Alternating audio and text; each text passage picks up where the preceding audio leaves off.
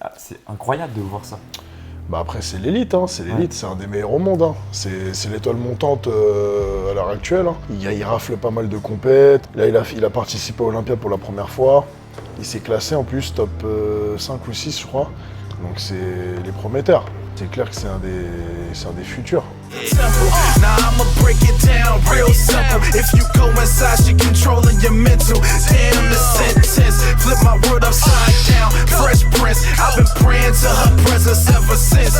She make me wanna worship, worship, worship, worship, worship. She make me wanna worship, worship, worship, worship, worship. Salut mes Jean, je suis avec mon ami Bruno, coach sportif bodybuilder, vice-champion de France à l'IFBB. Et aujourd'hui, on va analyser une vidéo d'un grand champion bodybuilder qui s'appelle Nick The Mutant Walker.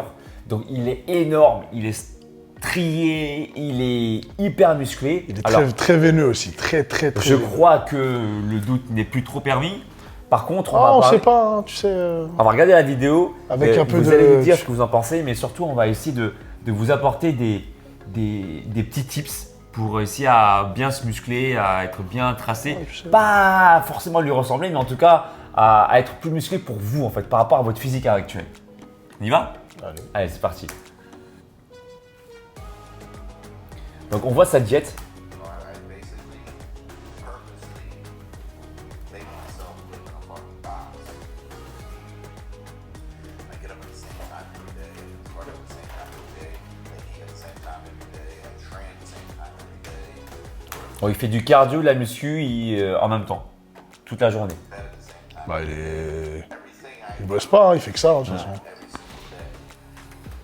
I need to have a C'est l'élite, hein. schedule every day, and I know there's no plan B. Petit bulldog français.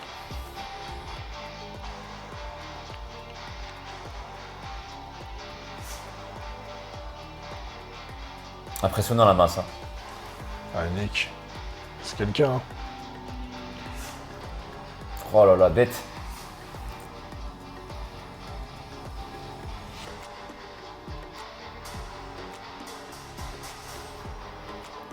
Pour avoir un physique comme lui, Moi, je te le dis. Du travail, du repos, une diète adaptée et croire en Dieu. et Et croire en Dieu. Believe in God, comme ils aiment bien dire les Américains. Et après, c'est bon. Si tu y crois vraiment, tu peux arriver naturellement. non mais genre des mecs comme lui, est-ce qu'ils s'entraînent vraiment tous les jours, c'est ça? Tous les jours? Ah, c'est clair. Même nous, Ouais. à notre niveau, on s'entraîne quasiment tous les jours. Donc, eux, c'est de toute Ouais, mais c'est manière. tous les jours, mais De toute manière, ces mecs-là, c'est des gars qui sont sponsorisés. Ils ont pas mal de sponsors et tout. Ils arrivent à en vivre aujourd'hui. C'est la petite élite de ce sport qui arrive vraiment à en vivre, vraiment hein, confortablement. Le reste, on galère. Lui, il fait partie des privilégiés, voilà. Et du coup, il travaille pas. Donc, c'est tous les jours, c'est entraînement. enfin, c'est son travail en fait. C'est son travail en fait. Il a pas, même coaching en ligne vite fait, mais il n'a pas le temps de bosser en salle carrément. Lui, c'est vraiment le matin son cardio, le soir son entraînement ou l'après-midi, et il fait ses repas toute la journée quoi. Et je me dis, mais même chargé, je veux dire, c'est incroyable de voir ça. Bah après c'est l'élite, hein, c'est l'élite, c'est un des meilleurs au monde. Hein. C'est l'étoile montante à l'heure actuelle. Hein. Il rafle pas mal de compètes. Là, il a participé à Olympia pour la première fois. Il s'est classé en plus top 5 ou 6, je crois. Donc c'est les prometteurs. C'est clair que c'est un des futurs grands bodybuilders de l'avenir, quoi. À ce niveau-là, pour les gros comme lui, là, les Open, donc les plus de. Enfin, il n'y a plus de limite en fait au niveau du poids. Quand vous êtes en Open, c'est bodybuilding. Ouais, autant veineux partout comme ça, mais même sur l'arrière des cuisses quoi. Bon après ça je pense que c'est génétique, il y a une part de génétique. Après les produits en fait accentuent, lorsque tu vascularises beaucoup, que tu es déjà veineux, c'est vrai que les produits vont avoir tendance à accentuer cet effet-là. Mais lui on voit bien que c'est génétique parce que regarde, on voit bien même il a des veines, franchement c'est limite des varices ce qu'il a.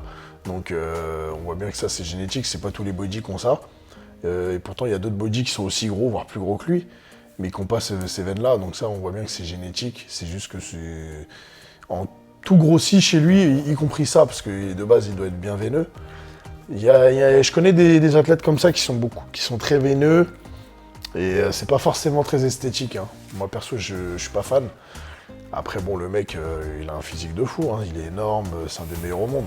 Mais je suis pas forcément fan de ça, surtout ces veines là, ces varices.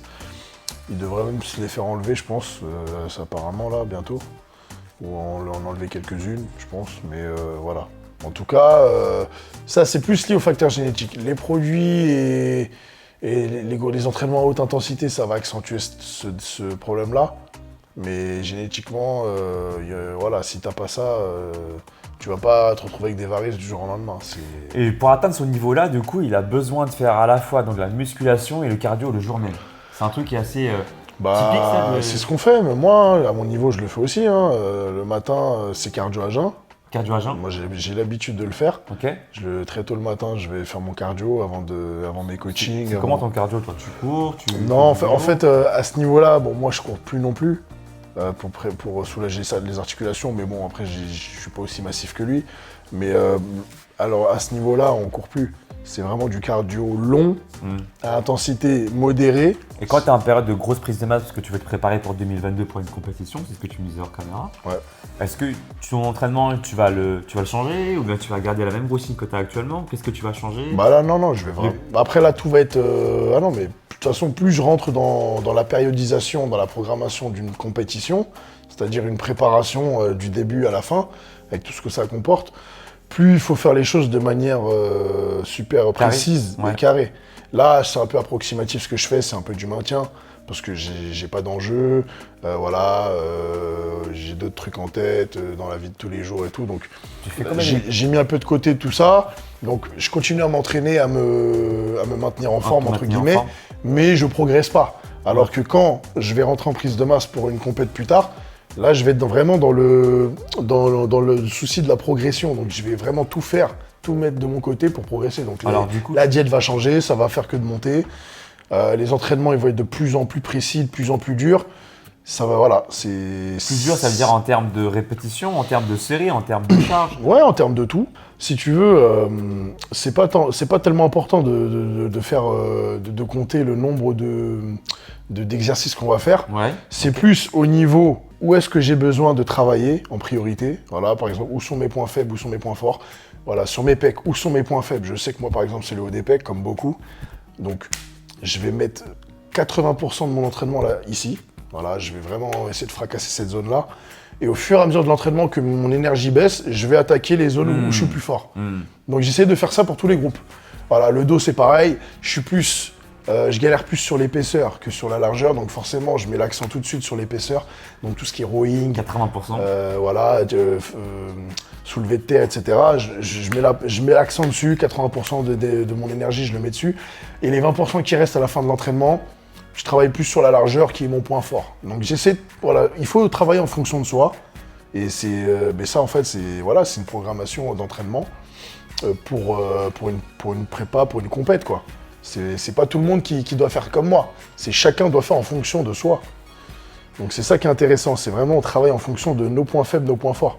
Ouais, et c'est bien cette répartition des 80%, 20%. Ouais, c'est un peu. Moi j'ai imagé un peu, mais c'est un peu comme ça que je fais quoi. Et le pourcentage de force sur lequel tu vas t'exercer, généralement, il est de combien? Pourcentage de force en termes de charge?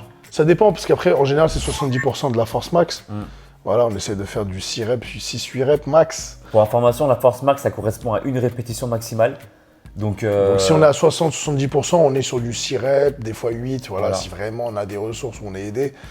Mais ça, par exemple, voilà, je travaille plus par cycle, en fait. Par exemple, sur une prise de masse, il y a plusieurs cycles. Il y a le cycle force, donc pendant 6 semaines, 8 semaines, ça va être de la force. Ouais, donc c'est-à-dire des extrêmement forts, donc, beaucoup 90% de ta force maximale. Beaucoup de polyarticulaires. 2-3 répétitions, 3-4. Et 2-3 reps, 4 reps si possible, et petit à petit, au fur et à mesure de l'année, voilà, là, une fois qu'on a fait 1 mois et demi, 2 mois de force, parce que c'est très éprouvant au niveau nerveux, on met ça de côté et ensuite on augmente les répétitions, donc 6, 8 reps, 10 reps, en diminuant toujours un peu plus la charge, mais très légèrement pour continuer à souffrir. Et au fur et à mesure, et après à la fin, par exemple quand on est en sèche, on n'a plus d'énergie dans le corps, on est KO, les dernières semaines avant la compète par exemple, on peut plus mettre les mêmes charges qu'on mettait au tout début pendant la force. Donc forcément, la charge baisse pas mal. Bon, on essaie de maintenir quand même de la force, mais bon, forcément, elle baisse. Et justement, on travaille sur l'intensité, donc des séries longues de 20 reps, 25 reps. Et on enchaîne, voilà, pour vraiment faire pomper le cœur et continuer à brûler, quoi. Ok, donc cycle de force, si je résume, pendant 6-8 semaines. Voilà, c'est le cycle de force. Ensuite, on passe en masse. Combien de séries tu fais en général pour C'est de 1 à 6, quoi. De 1 à 5, pardon. de 1 à Si 5 vraiment par on est en groupe force. musculaire, voilà. Voilà. Et tu fais que ça, on est d'accord dans la séance. Tu Ouais. fais que ça. Je fais en que force. de la force, enfin, je fais des mouvements Bien polyarticulaires. sûr. Et au bout de 2-3 mouvements, je suis KO. Donc, Ok. Et tu passes voilà. Le temps de repos est très long, donc 3 minutes, c'est ça, 3-4 c'est minutes. facile, 2 minutes Ouais. 30, 3 minutes, ouais. Donc voilà, le temps de repos est long, donc du coup, il n'y a pas beaucoup d'exos. Donc il faut vraiment se concentrer sur 2-3 exos et se faire mal. Voilà. Ensuite, on rentre à la maison, on va se reposer, on mange. Et après, donc, ça a un cycle de masse musculaire. Ensuite, on rentre en masse. 70-80% de ta force maximale. Voilà, 5 enfin, on- répétitions. Ouais, enfin plus bas plutôt, entre 70 et plus bas.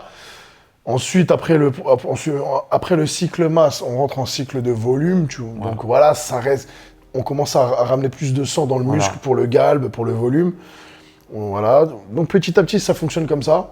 Donc, volume, c'est plutôt dans les 65%, un truc Oui, comme ça. voilà, voire C'est moins. pour faire je dirais, C'est ça. entre Donc, la masse et la congestion. C'est ça. Donc Voilà. ça correspond en général à ce que les gens aiment bien dire, mais bon, même si c'est pas. 12, c'est pas une 13 science exacte. répétitions. Mais c'est entre Max. 10, 12, 15 reps. Voilà. Dans ça. 12-15 reps. 15 reps pour aller Chercher le volume, pour prendre large.